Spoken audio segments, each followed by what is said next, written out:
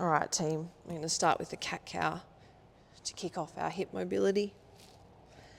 So really moving through the rib cage, the shoulder blades and the spine. Don't spend too long in any one spot. It's really important that we keep moving.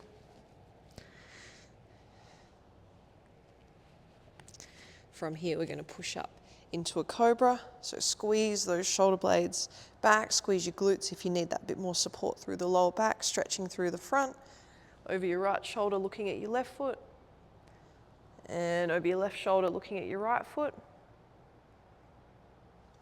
And then take it back, hips to heels, to a child's pose, and have a little rock from side to side. Try and keep your hips back down as close to your heels as you possibly can. Feels good there. And then from here, we're going to take a half kneel, one foot out to the side, keeping the foot in line with the knee, and we're going to rock back and forth, stretching the adductor and all through the inside of that straight leg. So work through this. It might be a little tight. From here, same hand as the kneeling leg. I'm going to reach up for the sky, eyes follow the hand, shoulder down to the floor.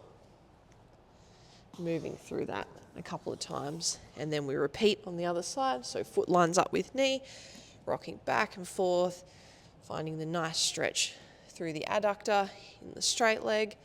Once you're happy with that, same hand as the kneeling side, reaching up to the sky, shoulder down to the floor. From this position, we move into an egg and reach. So rocking back like an egg, 1, 2, working through those hamstrings and that lower back.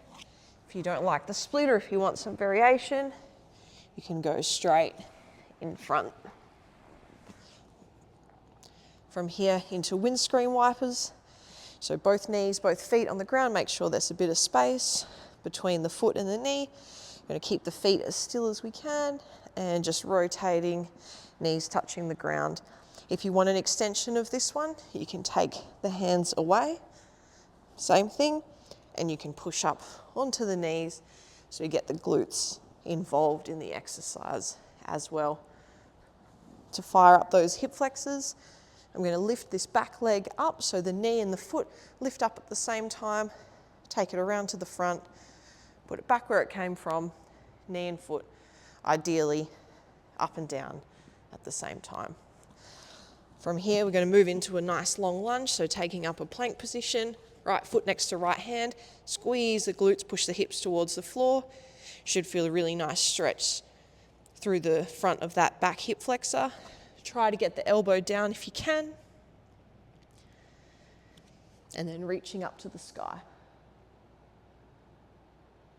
From here, we can drop that back knee up nice and tall, tilt the pelvis under, again stretching through that back hip flexor. Hands come together in front, arm over the opposite quad, and really pushing, stretching through that left side. Really push that elbow back into the quad.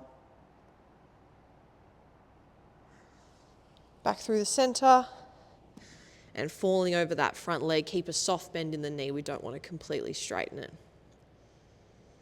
And then of course you're repeating on the opposite side.